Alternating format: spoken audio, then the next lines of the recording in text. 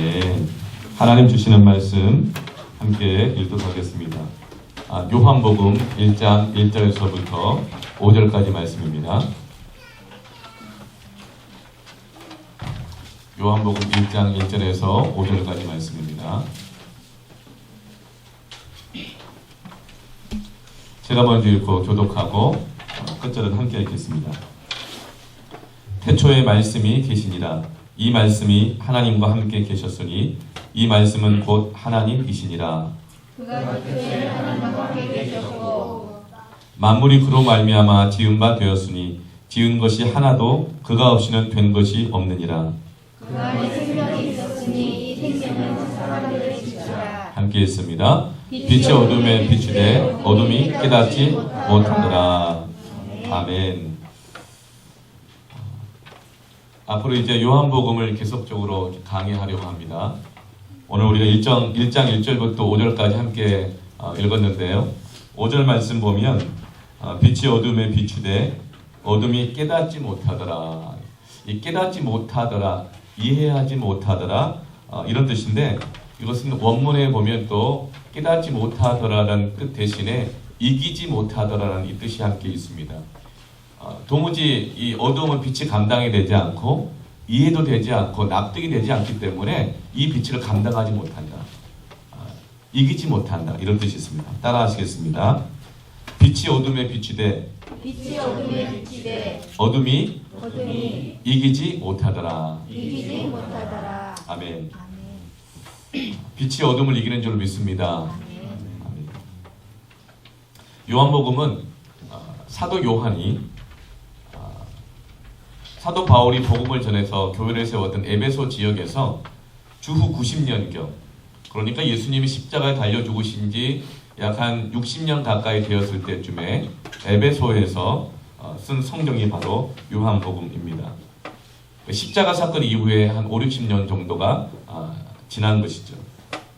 당시는 어떤 상황들이 쭉 있었느냐면 로마의 네로 황조에 아주 극악한 핍박이 있었습니다.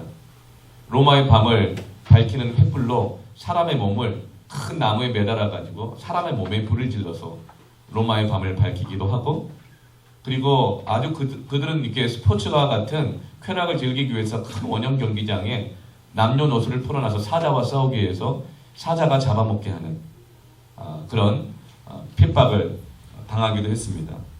그리고 그 시대 예수님의 사촌이었던 야고보 사도가 예루살렘 교회 초대 교구였는데 그 야고보 사도가 네로 황제 칼에 순교를 당하는 어려움을 겪기도 했습니다. 그리고 또 네로 황제가 거의 이렇게 미쳐가는 지경에 이 로마를 밤을 그냥 로마 전체 시내에다가 불을 질러버려요. 그것을 즐기기 위해서. 그런데 나중에 정신을 차리고 보니까 자기가 정신이 어떻게 어려워진 상황에서 불을 지른 걸 나중에 깨닫고 난 다음에 이 일을 어떻게 감당할까 하다가 이 불을 그리스도인들이 불을 냈다고 모함을 하게 됩니다. 그러면서 또 핍박이 더욱더 심해지게 되어지고 그때 베드로 사도가 십자가에 거꾸로 매달려서 순교를 당하게 되어지죠. 그때가 예수님 십자가에 달려 죽고 나신 다음에 약 30여 년이 지나고 난 다음이었습니다.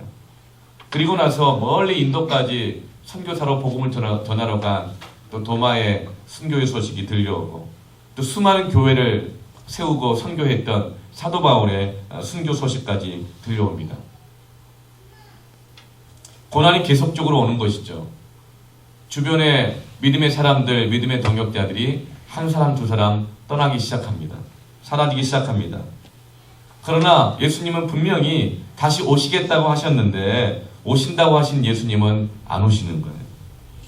믿음의 동역자들은 떠나가고 고난과 핍박은 계속적으로 심해져 가는데 이해할 수 없는 죽음과 이해할 수 없는 어려움들이 계속적으로 찾아오는데 예수님은 다시 오신다고 하셨지만 여전히 오고 계시지 않으십니다. 이러할 때 초대교회 성도들이 많은 사람들이 믿음이 흔들리기 시작했어요. 혼란해지기 시작합니다. 과연 예수님 정말 오시는 것일까? 십자가의 사건이 점점 마음에서 흐려지기 시작합니다. 부활의 사건이 점점 마음에 흐려지기 시작합니다. 정말 예수님은 부활하셨었는가? 정말 예수님은 하나님이신가? 믿음이 흔들리기 시작합니다. 이 믿음 가지고 계속 우리가 살아갈 수가 있을까? 이런 두려움이 찾아오면서 믿는 자들의 마음 안에 어두움과 캄캄함이 자리 잡게 되고 많은 사람들이 실제로 교회를 떠나기도 하고 방황하게 되어집니다. 바로 이런 상황 속에서 사도 요한이 AD 90년경에 이 요한복음을 기록하고 이 말씀을 들려주고 있는 것이죠. 요한복음이 기록된 목적은 요한복음 20장 31절에 정확하게 나와 있는데 이렇게 나와 있습니다. 오직 이것을 기록함은 너희로 예수께서 하나님의 아들 그리스도이심을 무엇하게 하려 하며 믿게 하려 하며 또 너희로 믿고 그 이름을 힘입어 무엇을 얻게 하려 함이라? 생명을 얻게 하려 합니다. 이렇게 많은 사람들이 믿음 때문에 죽어가고 많은 사람들이 믿음 때문에 고난당하고 우리의 믿는 바가 흔들리고 있을 때에 사도 요한은 이 요한복음을 기록하면서 이 성경을 읽고 너희들이 예수께서 하나님의 아들이신 것을 믿게 하기 위함이고 뿐만 아니라 그 믿는 자들이 생명을 얻도록 하기 위해서 이 요한복음을 기록했다는 것입니다. 그래서 이 요한복음을 읽었던 많은 성도들이 이 요한복음을 통하여서 그 마음에 감동함을 받고 흔들렸던 믿음이 다시금 굳건하게 세워졌고 방황했던 그 걸음들이 멈추어지게 되어지면서 다시금 하나님이 뜻하신 그 비전대로 사명대로 걸어갈 수 있는 힘을 얻게 되었던 것입니다. 오늘날도 인생의 답을 찾아야 하고 그리고 믿는다고 하지만 이해되지 않는 삶을 바라보면서 흔들리고 낙심하고 있는 모든 사람들에게 하나님은 오늘도 요한복음을 통해서 성령의 감동하심을 통하여서 우리에게 길을 주시고 소망을 주시고 우리 안에 있는 어떤 어둠이든지 그 어둠이 이기지 못하는 진리의 빛으로 우리의 심령을 우리의 삶을 밝혀줄 줄로 믿습니다. 그래서 여러분 앞으로 요한복음을 계속적으로 나눌 텐데요. 믿는다고 하지만 방황하고 있는 분이 있으면 꼭 같이 함께 데리고 나오시길 바랍니다. 또 예수를 믿어야 되지만 머리로 이해가 되지 않아가지고 잘 못 믿는 분이 있죠. 하나님께서 이 요한복음을 통해서 마음의 감동함을 주셔서 믿게 하실 줄로 믿습니다. 함께 오시기를 바랍니다. 제가 설교에서가 아니라 영원히 변하지 않는 하나님의 약속의 말씀이 믿는 것 때문에 사자밥이 되고 인간의 뿔이 되고 수없이 죽어나갔던 감당할 수 없는 그 수많은 고통 속에서도 믿음을 지키게 하고 생명을 얻게 했던 이 말씀이 오늘도 성령으로 예배 가운데 선포되어진다면 오늘 우리에게 주어진 고난 가운데 있는 우리들의 방황이 끝나고 어둠이 끝나고 믿음이 생기고 신앙의 생명력이 부릴듯 일어날 줄로 믿습니다. 요한복음 1장 1절은 이렇게 시작합니다. 태초에 말씀이 계시니라. 이 말씀이 하나님과 함께 계셨으니 이 말씀은 곧 하나님이시라. 태초에 말씀이 계셨다고 시작하고 있습니다. 근데 그 말씀이 바로 하나님이시다. 여러분 생각나는 비슷한 말씀이 있죠? 창세기 1장 1절에 태초에 하나님이 천지를 창조하시니라. 이 말씀이 함께 생각납니다. 사도 요한은 창세기 1장 1절을 염두에 두면서 요한복음 1장을 시작하고 있습니다. 두 성경이 연관이 있다는 것이죠. 다시 말하면 말씀으로 오신 예수님께서 새로운 창조를 하신다는 것입니다. 그래서 요한복음 1장 3절 말씀 같이 한번 읽어볼까요? 시작. 만물이 그로 말미암아 지은 바 되었으니 지은 것이 하나도 그가 없이는 된 것이 없느니라. 만물이 그로 말미암아 지은 바 되었으니 지은 것이 그가 없이는 된 것이 없느니라. 예수님께서 다시 이 땅 가운데 죄로 말미암아 파괴되고 깨어지고 혼란스러워지고 방황하고 있는 인생을 주님께서 말씀으로 다시 오셔서 다시금 새로 세우시고 빚으시고 창조하신다. 이 말씀인 것이죠. 믿으십니까? 그래서 말씀이 들어가면 새로운 창조의 역사가 일어나는 것입니다. 마음이 무너지고 뭔가 새롭게 계획을 했다가 불안해지고 두려워질 때에 하나님의 말씀이 내 안에 들어올 때 하나님의 말씀이 내 안에 새로운 창조의 역사를 일으키셔서 소망을 주는 줄로 믿습니다. 누군가를 사랑해야 되는데 사랑할 수 있는 마음이 무너진 것이죠. 그럴 때 하나님의 약속의 말씀을 내 안에 받아들이면 그 말씀이 나로 하여금 사랑할 수 있는 새로운 마음을 창조하는 줄로 믿습니다. 말씀이 들어가면 새로운 창조의 역사가 일어난다는 것이죠. 왜죠? 태초에 말씀이 있었는데 그 말씀이 곧 하나님이시고 그분이 그리스도이신데 그로 말미암아 지음받지 않은 것이 하나도 없다. 말씀은 어느 때든지 그 안에 들어가게 되어지면 하나님의 새로운 창조의 역사가 일어나게 되는 겁니다. 역사를 BC와 AD로 나누죠. 비포 크라이스트와 아노 도미니로 이렇게 나눕니다. BC라는 것은 바로 예수님 그 이전, 그리고 AD라는 것은 예수님 그 이후, 이렇게 예수님을 기준으로 역사가 나누어집니다.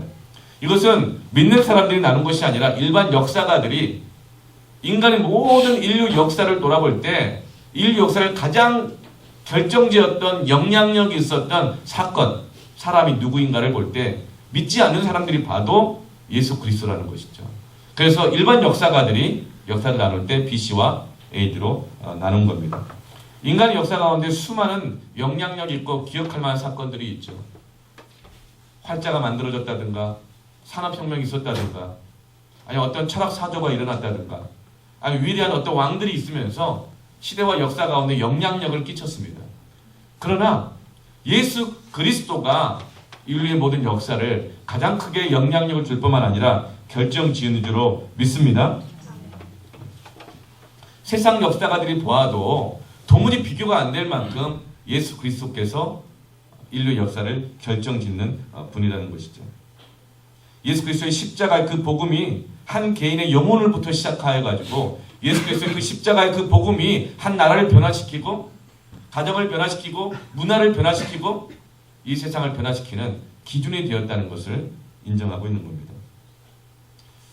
예전에 은행에 가면 은행이 굉장히 복잡했어요. 그런데 어느 순간부터인가 은행에 딱 가면 질서 정연해졌습니다. 어느 순간이었죠? 번호표 자동 발급기가 나왔을 때부터였어요. 번호표 자동 발급기가 은행 안에 딱 들어오게 되어지자 질서가 딱 잡히는 겁니다. 그 다음부터 모든 은행들과 관공서들이 번호표 자동 발급기를 다 들여오기 시작했습니다. 그것이 보이지 않는 질서를 만들어낸 것이죠. 그러나 그 번호표 자동 발급기가 은행 안에 들어왔다고 하지만 눈으로 보이는 질서는 잡혀 있는 것 같지만 그러나 보이지 않는 영적인 흐름, 금융계 안에 있는 부당대출이라든가 어두운 유착관계는 그 질서는 끊어내지 못하는 것입니다.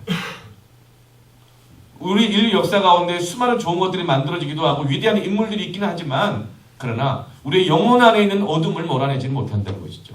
아무리 좋은 제도나 철학이라든가 도덕이나 사상이 와도 인간의 죄 문제는 해결되지 못한다는 것입니다.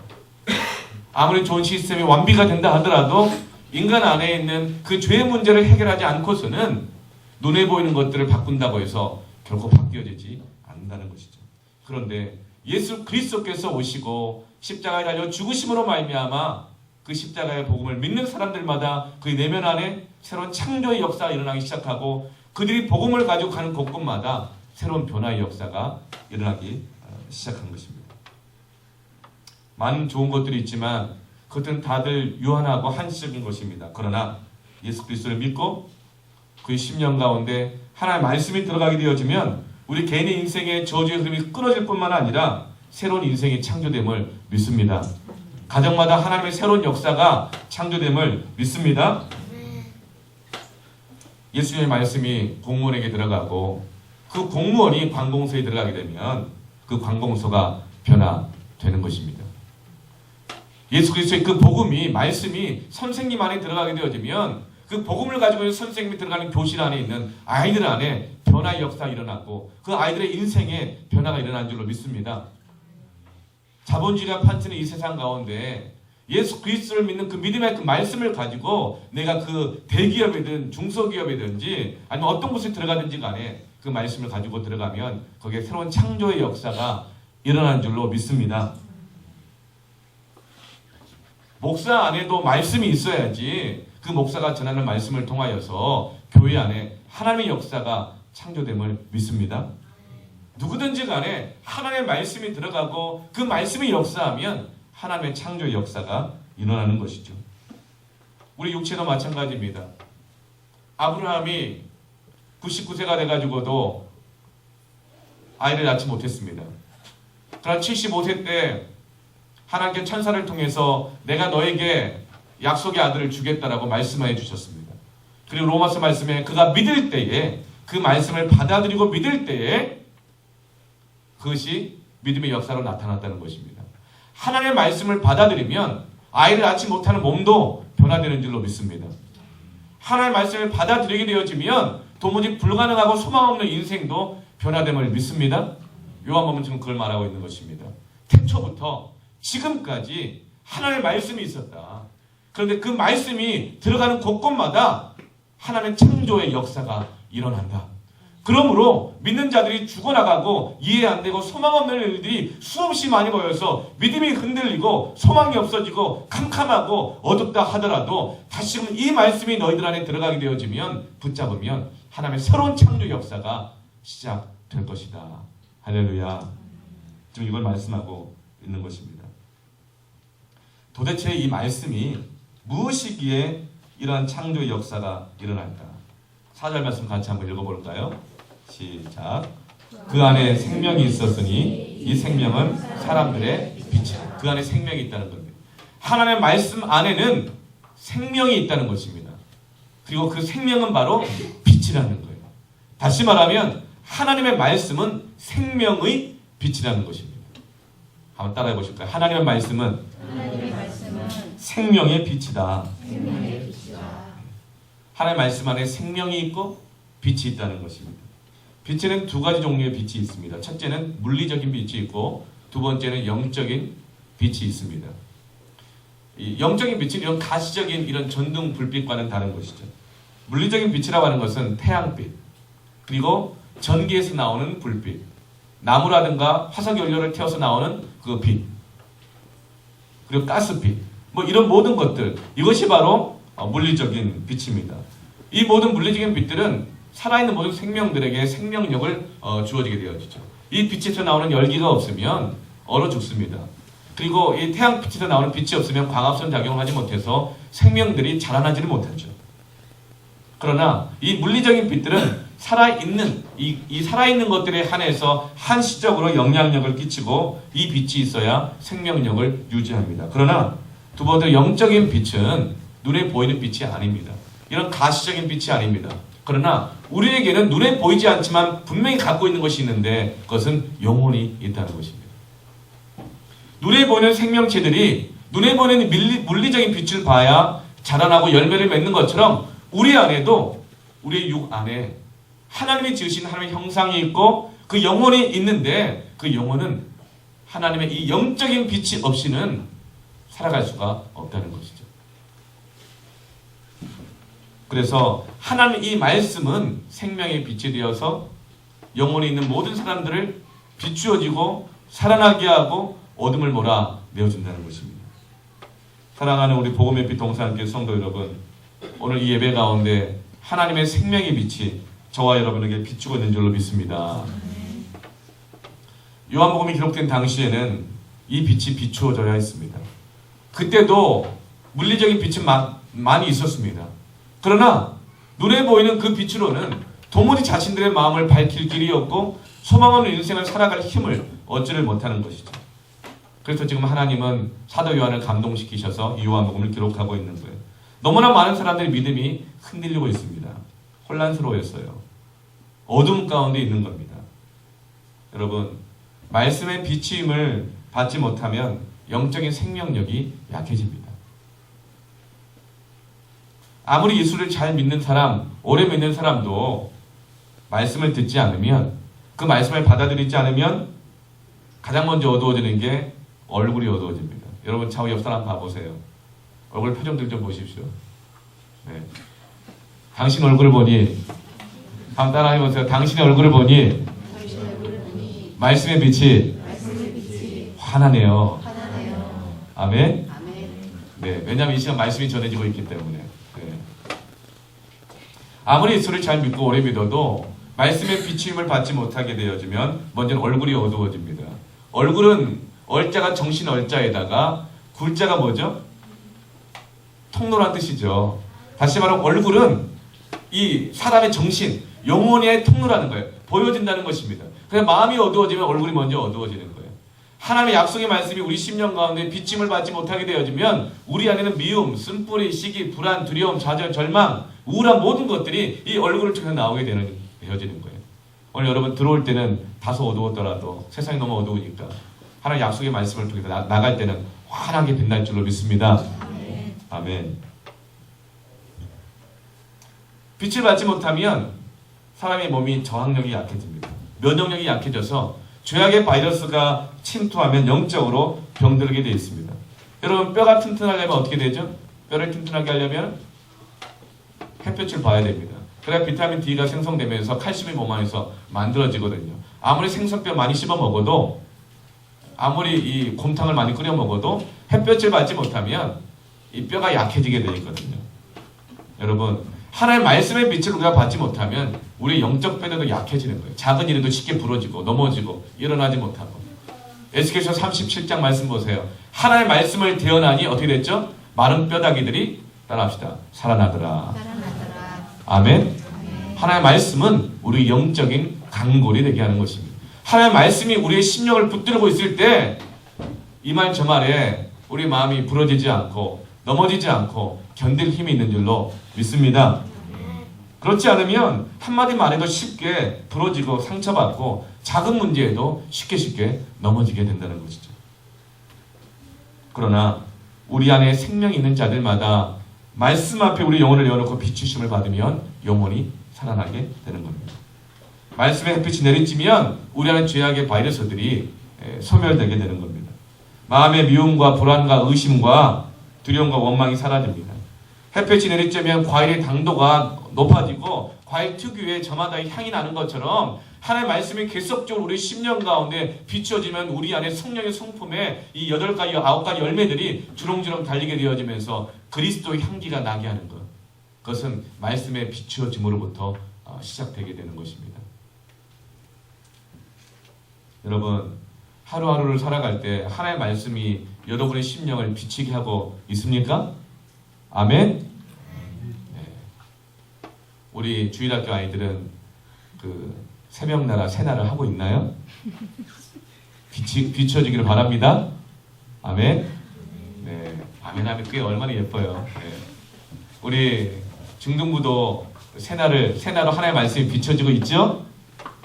그럼요. 아멘. 네. 우리 장년 성도 여러분, 큰손 맑은 셈으로 새벽마다 아침마다 하루 동안 하나님의 말씀이 여러분의 심령을 비치게 하고 있습니까?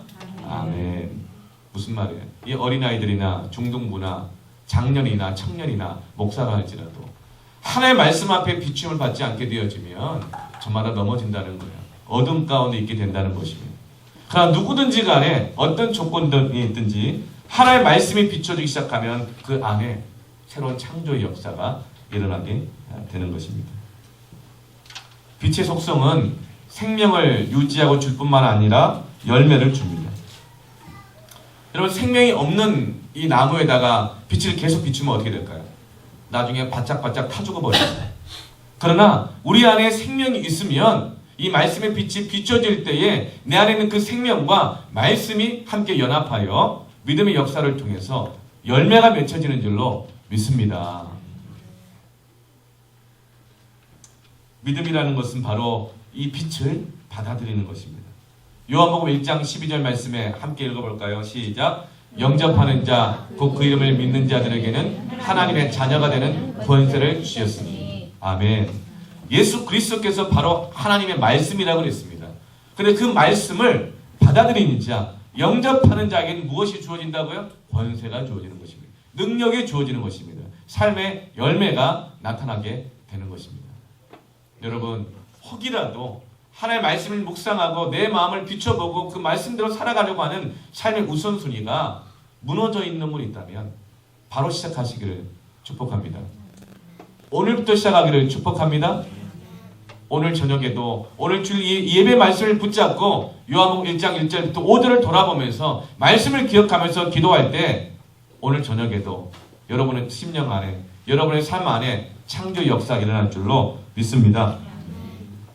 태양열을 발전할 때는요, 뭘 갖다 놓죠? 지별판을 갖다 놓습니다. 그런데 이 지별판을 한 방향으로만 해놓으면 그 태양의 열을 온전히 다 받아들이기가 어려워요. 그런데 이 지별판이 태양의 이 방향에 따라서 시간 따라서 움직이도록 하는 이 지별판이 있습니다. 하루 온종일 태양이 질 때까지 온전히 그 빛을 흡수하도록 하기 위해서 이와 같이 우리도 하나님의 말씀 앞에 집중하기를 바랍니다. 하나님의 말씀을 쫓아가기를 바랍니다. 그 하나님의 말씀을 수용하고 받아들이기를 애쓰시기를 바랍니다. 하나님의 말씀에 대한 추구함이 있어야 됩니다. 그리고 그 하나님의 말씀에 대한 영접함이 있어야 됩니다. 받아들임이 있어야 됩니다. 그럴 때 생명이 자라나고 열매를 맺게 되는 것이죠. 5절 말씀 같이 한번 읽어볼까요? 시작. 빛이 어둠에 비추되 어둠이 깨닫지 못하더라. 무슨 말이에요? 빛을 받아들이면 어둠이 깨닫지 못하더라. 어둠이 이기지 못하더라. 믿습니까? 빛이 비추면 어둠이 이길 수가 없다는 것입니다. 우리가 그 빛의 말씀을 계속 받아들이면 결국 우리 안에 있는 어둠과 모든 혼란들이 따라갈 줄로 믿습니다. 어둠이 깨닫지 못하더라 이 말씀은 RSV라는 성경에는 이렇게 나와 있습니다. 이기지 못하더라 이렇게 나와 있어요. 이해하지 못하고 알 수가 없고 차원이 다르니 도무지 어두움은 이 빛의 말씀을 감당할 수도 없고 이길 수도 없다는 뜻인 것이죠. 왜냐하면 왜 어두움은 말씀을 이해하지 못할까? 왜 어두움은 말씀을 이기지 못할까? 그것은 어둠이 가지고 있는 질서와 말씀이 가지고 있는 질서가 전혀 다르기 때문에 그렇습니다. 그래서 마귀는 어둠의 마귀는 결국 하나의 말씀을 알기는 해도 온전히 이해하지 못합니다. 깨닫지 못합니다. 그래서 마귀는 하나의 말씀을 이길 수가 없는 것이죠. 어떻게 될지를 모르는 거예요. 도무지 이 말씀이 어떻게 역사가 일어날지를 이해하지 못하고 알지 못하기 때문에 믿는 자들이 주의 말씀을 붙잡고 나아가면 마귀의 역사를 이기는 줄로 믿습니다. 하나의 말씀은 오직 믿음으로만 이해하는 것입니다. 하나님의 말씀을 오직 우리 안에 계신 성령님으로만 이해하게 되는 것이죠. 그래서 성령을 의지하여 말씀을 붙잡고 나아가면 모든 마귀의 역사를 이기게 되는 것입니다. 여러분 살아있는 모든 곳에는요 이 갈등하고 싸우고 투쟁하는 특징이 있습니다. 싸움이 있다는 것은 살아있다는 증거예요. 여러분 아직도 부부싸움 하시는 분 계십니까? 아직도 사랑이 살아있는 증거인 줄 믿으시기 바랍니다. 우리 형제 자매 간에 아직도 싸우는 분이 있다면 아직은 그래도 형제가 있다는 증거예요. 그런데 전혀 싸우지 않는 거예요. 왜요? 문제가 없어서 안 싸울까요? 사랑하니까 안 싸울까요? 전혀 안 싸우는 이유는요 서로에 무관심한 거예요. 사랑이 없는 거예요. 생명력이 있는 것들마다 싸우는 특징이 있습니다. 자꾸 맞부닥치는 특징이 있는 거예요. 생명이 없는 사람을 냉장고에 놔두면 그 몸의 온도가 몇 도일까요? 냉장고 온도가 됩니다. 생명이 없는 사람을 사우나에 넣어놓으면 그 온도는 어떻게 되죠? 다시 사우나실의 온도가 되는 것이죠. 그런데 살아있는 사람, 건강한 사람, 36.5도를 가지고 있는 건강한 사람을 냉장고에 넣어도 죽기 전에는 그 몸의 체온을 유지합니다. 뜨거운 곳에 갖다 놔도 36.5도 그 체온을 유지합니다. 왜죠? 내 안에 있는 내 몸의 생명력이 외부 환경과 싸우는 겁니다. 버티는 겁니다. 이기는 것입니다. 내 몸을 마비시키고 죽이려는 냉기와 맞서 싸우는 것이고 나로 하여금 지치게 하는 그 열기와 맞서 싸우는 것이 생명 있는 자의 특징입니다. 그러니까 생명이 없으면 죽은 자는 그냥 차가우면 차가운 대로 뜨거우면 뜨거운 대로 그 환경과 상황에 똑같아지는 것이죠. 생명력 있는 신앙이라고 하는 것은 환경을 무조건 받아들이지 않습니다. 피곤함이라고 해서 다 무조건 받아들이지 않습니다. 두려움이라고 해서 다 받아들이지 않고 환경과 상황을 있는 그대로 따라가지 않고 싸워가며 내 안에 있는 영적인 신앙을 지켜나가는 것이 살아있는 신앙인의 특징인 것이죠. 그런데 어리석게도 예수를 믿는다 하면서도 이 믿음의 싸움을 싸우지 않는 사람들이 있습니다. 환경 따라서 상황 따라서 그냥 따라갑니다. 평탄하게 신앙생활하고 싶다. 무난하게 살고 싶다. 여러분 이런 신앙에 속지 마시길 바랍니다. 이거는 내가 영적으로 죽겠다는 선언과 같은 것입니다. 우리에게 생명이 가장 왕성할 때는 어느 때냐면 바로 치열하게 싸움이 있을 때예요. 우리 안에 생명을 지키기 위해서 치열하게 싸우고 있을 때 가장 생명력이 왕성합니다. 여러분 싸움을 얼마나 해보셨는지 모르겠는데 저는 초등학교 4학년 때부터 1년에 한 번씩 전학을 다녀가지고요. 6년간 다녔어요. 전학을. 그러니까 초등학교 4학년부터 중학교 3학년까지 1년에 한 번씩 6번을 전학을 다녔으니까 가는 곳곳마다 수많은 텃세에 안 밀리려고 얼마나 싸움을 많이 했겠어요. 주로 많이 맞기도 많이 맞았지만 싸울수록 싸우는 방법을 터득했어요. 싸울 때 제일 중요한 게 뭔지 아세요? 첫 번째가 스텝입니다. 발을 어디에 두냐는 거 어디에. 그래서 무하마드 알리도 그러잖아요. 나비처럼 날아서 벌처럼 쏜다고. 스텝이 중요해요. 스텝이. 스텝 다음에 중요한 것이 시선입니다. 내 발을 상대방보다 더 높은 곳에 두고 있으면 거의 이깁니다. 그런데 내 발을 불안한 곳, 흔들리는 곳 그 위에 두게 되어지면 거의 백전백패합니다. 여러분, 우리가 이 영적 싸움 가운데 나갈 때 내 이 믿음의 발을 어디에 둘 것이냐가 중요한 거예요. 이렇게 변하고 저렇게 변하는 환경 위에 둘 것이냐, 상황 위에 둘 것이냐, 이렇게 변하고 저렇게 변하는 사람들의 마음 위에 둘 것이냐, 아니면 영원히 변하지 않는 하나님의 말씀 위에 둘 것이냐. 여러분, 우리의 발을 하나님의 말씀 위에 두시기를 축원합니다. 주의 말씀은 내 발의 등이요 내 길의 빛입니다. 상황이 이쪽으로 가게 되어지면 이쪽으로 같이 따라가고, 상황이 저쪽으로 가게 되어지면 저쪽으로 따라가게 되어지고, 이것은 생명력의 신앙이 아니라는 것입니다.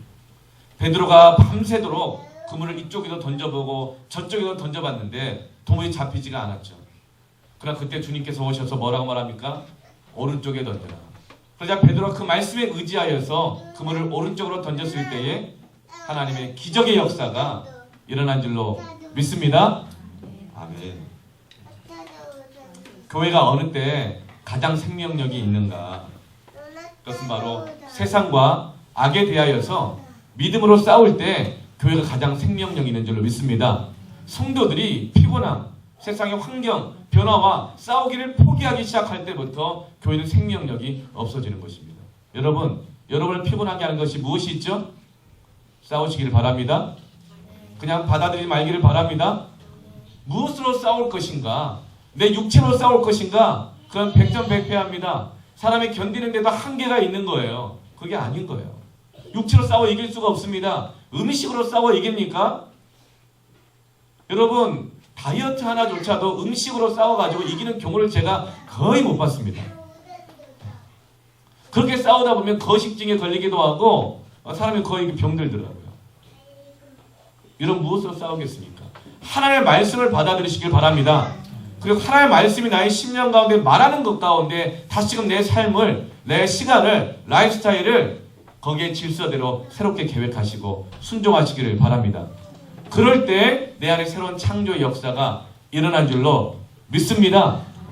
아멘.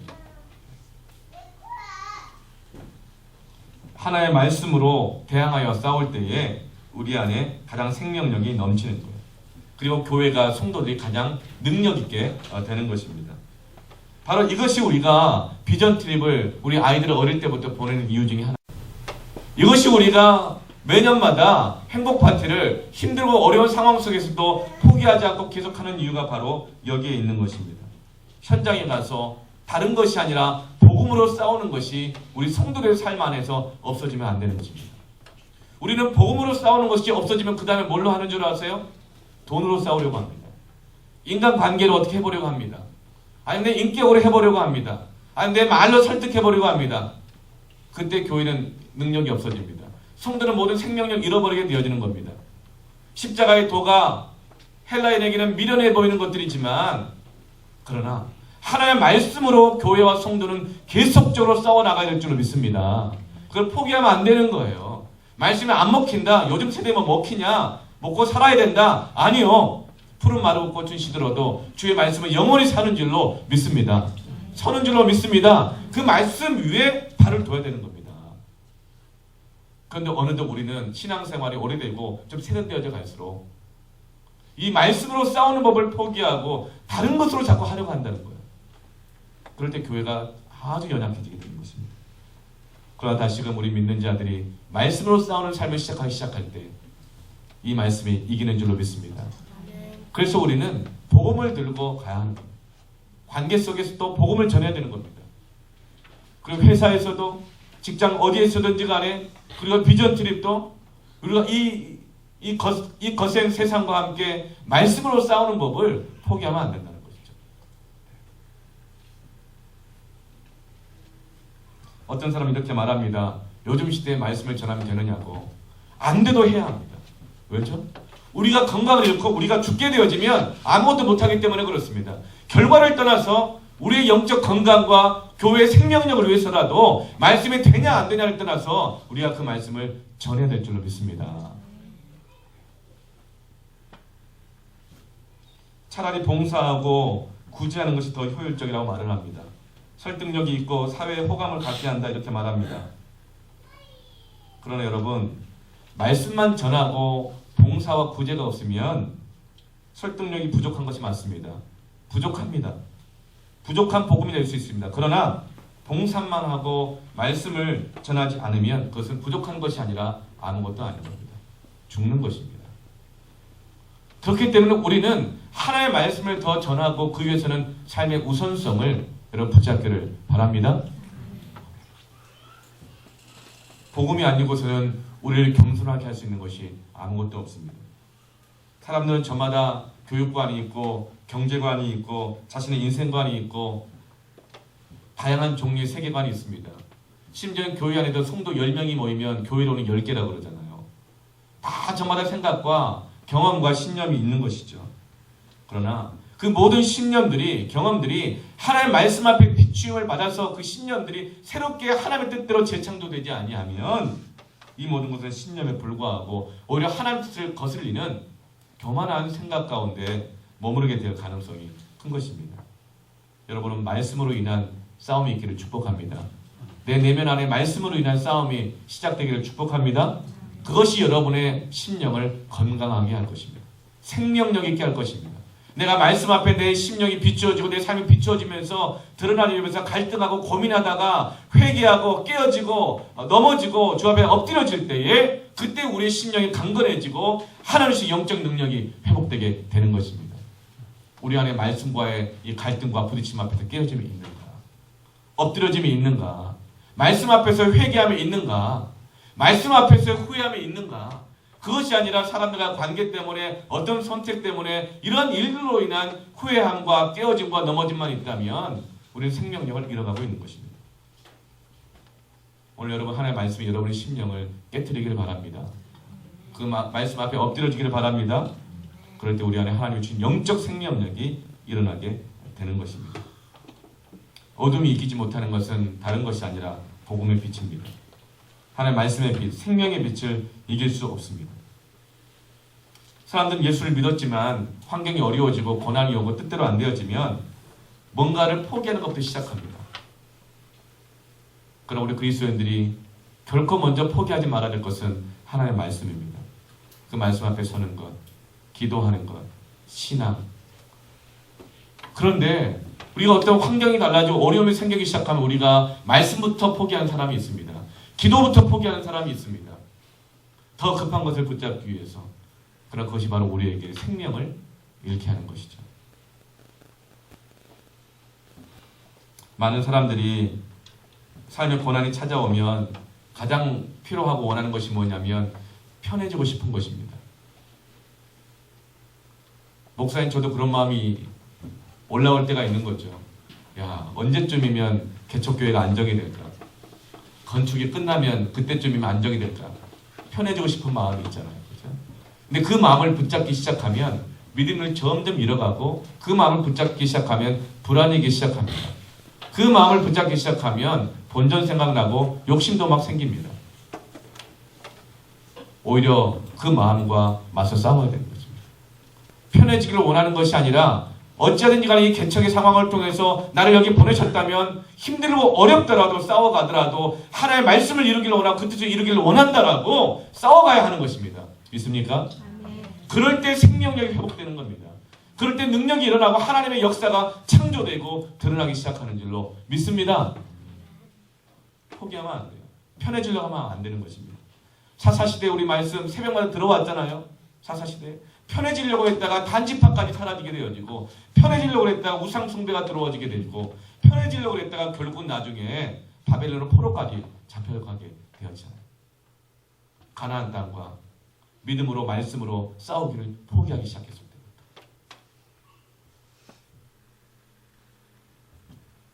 여러분, 내 안에 삶의 고난이 찾아오고 방향을 알지 못할 때 그때는 무조건 하나의 말씀을 읽고 그 말씀 앞에 주의 뜻을 찾고 엎드리기를 축원합니다.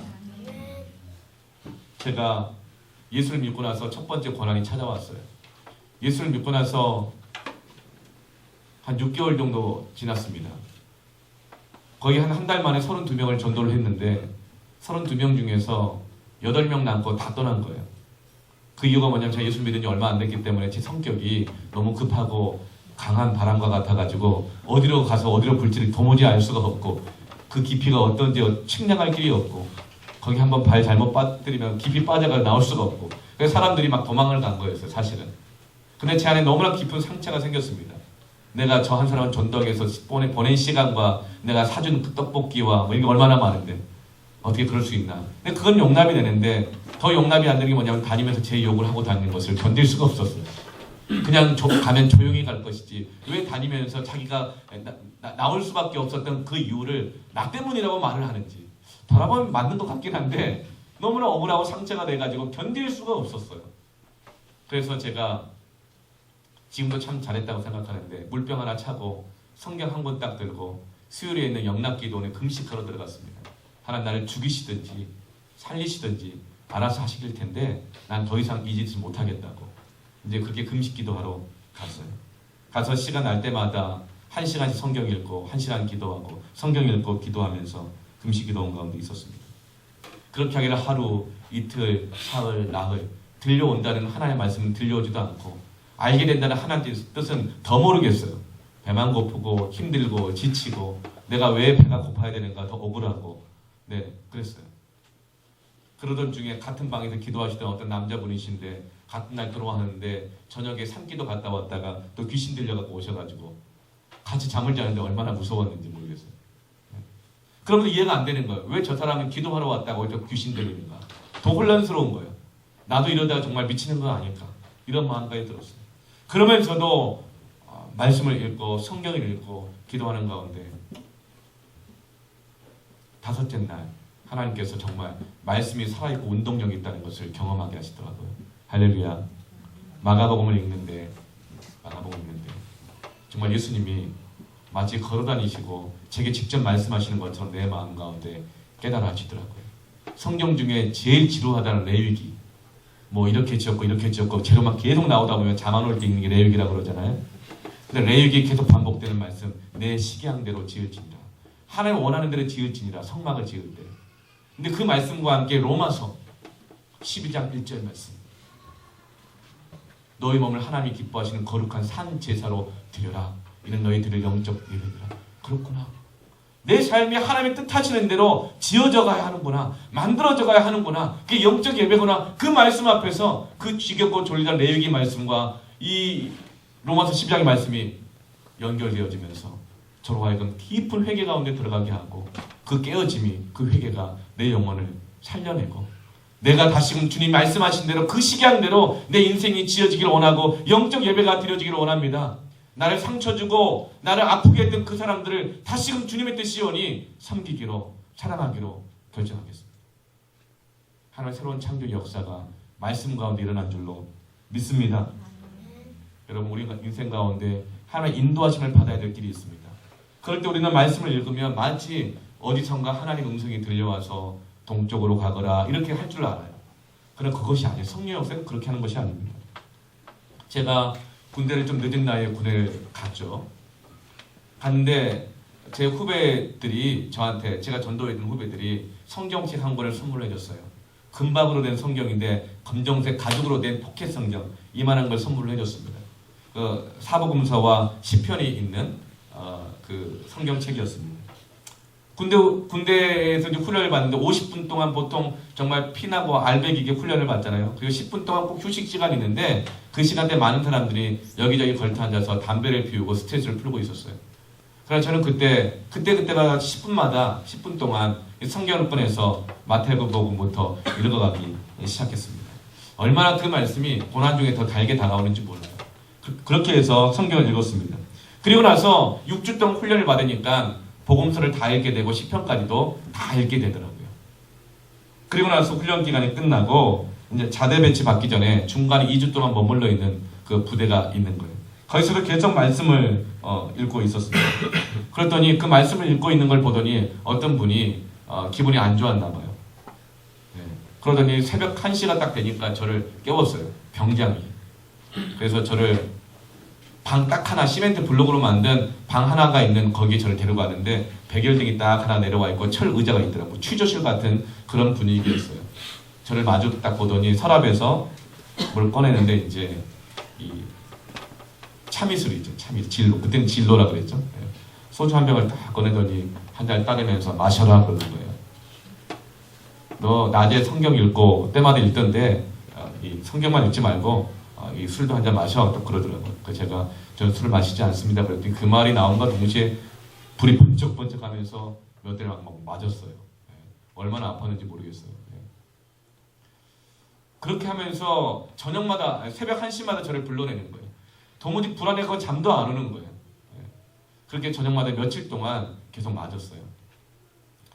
그런데 그 다음날 또 며칠 지나 또 불러내는데 이번에는 이제 술을 내지 않고 주머니에서 담배를 딱 꺼내더니 담배에 불을 딱 이렇게 붙이면서 한 대 피워라 딱 그러는 거예요. 저는 그 담배를 피우지 않습니다. 저도 한때는 술과 담배를 했지만 예수 믿고 난 다음에 저는 이 담배를 하지 않습니다. 그런데 또 이렇게 뭐 주먹이 나가고 이렇게 막 좀 맞았어요. 왜 안 피우냐? 그랬더니 저는 예수님을 믿습니다. 그랬더니 야 목사 아들도 담배 피우고 술 먹더라 뭐 그러는 거예요. 그래서 제가 이런 얘기를 했어요. 술 먹고 담배 피는 거는 죄일 수도 있고 아닐 수도 있지만 그러나 내가 예수를 믿고 난 다음에 하나님과 믿음의 동역자들과 약속을 지키는 것은 중요하다고 믿습니다. 굉장히 멋있게 이렇게 얘기를 했어요. 그랬더니 이제 안 때릴 줄 알았는데 그다음 더 많이 맞았어요. 그렇게 해서 한 일주일 맞은 것 같아요. 새벽 1시마다 불러나가서 얼마나 불안하고 두렵고 힘들었는지 모르겠어요. 그리고 나서 이제 자대 배치를 받는데 자대 배치 보직이 결정되잖아요. 이제 한 이틀 정도 남았나? 낮에 그 병장이 찾아오더라고요. 그러면서 이렇게 얘기하더라고요. 야 나이석. 예. 이병 나이석. 그랬더니 너를 9516 부대 군종병으로 파송한다. 그러는 거예요. 알고 보니까 그 병장이 군종병이셨어요. 근데 하도 가짜가 많으니까 믿을 수가 없는 거예요. 근데 요 녀석 봐라. 쉬는 시간마다 성경을 보고 있는 거예요. 그러니까 저게 진짜인지 가짜인지 테스트해보기 원했던 거예요. 하도 가짜가 많아가지고 목사 아들, 신학생, 찬양을 하고 다 소용없더라는 거예요. 보내놨더니 자대 배치 받아가지고 성찬 포도주 가지고 대낮에 포도주 먹고 뻗어가 자고 있는 군종병이 없지 않나? 뭐 이상한 사람이 많으니까 테스트해보려고. 주의 말씀은 내 발의 등이요 내 길의 빛이니이다. 하나님의 말씀 앞에 묵상하고 그 말씀을 붙잡고 의지하고 고난에 맞서 싸워 이겨나가며 버텨나갈 때 하나님 내 인생을 정확하게 가야 할 것으로 인도하시는 것을 믿으시길 바랍니다. 이게 우리의 믿음인 거예요. 마치 말씀을 묵상하는 것 내 삶을 인도한다는 것이 부적을 붙여놓으면 소원 성취된다. 그런 식의 우상이 이런 미신이 아닌 것입니다. 우리의 마음을 하나님의 말씀 앞에 늘 비추고 말씀 앞에 두고 의지하고 순종하고 따라가려고 할 때 주님의 말씀이 내 발의 등이 되고 빛이 되어서 내 인생을 정확하게 하나님 뜻대로 인도하시는 것을 믿습니다. 여러분 이 말씀의 믿음이 신앙이 회복되기를 축원합니다. 하나님의 말씀이 내 삶을 인도하는 경험들이 너무나 많이 있어요. 제가 이제 자대 배치를 받아가지고 성경을 너무나 읽고 싶은데 자대 배치 받으면 이만한 큰 A3 용지로 앞뒤로 빽빽하게 외워야 될 것을 줘요. 근데 외우는 시간 따로 안 줘요. 그러니까 좀 화장실에 잠깐 일 볼 때 외우고 몰래 외우고 막 이렇게 외워야 되는데 너무나 이게 심령이 건조해지더라고요. 주로 군대에서 외운다는 것은 전쟁하는 법, 사람 죽이는 법 막 이런 거잖아요. 말씀이 너무 읽고 싶은데 시간이 없는 거예요. 그래서 성경을 잠깐 읽고 싶은데 정말 성경을 읽고 싶은 거예요. 말씀의 은혜를 누리고 싶은 거죠. 그래서 기도해서 하나님 저에게 외출의 기회를 주시면 하루 나갔다는 걸 외출이라 그러거든요.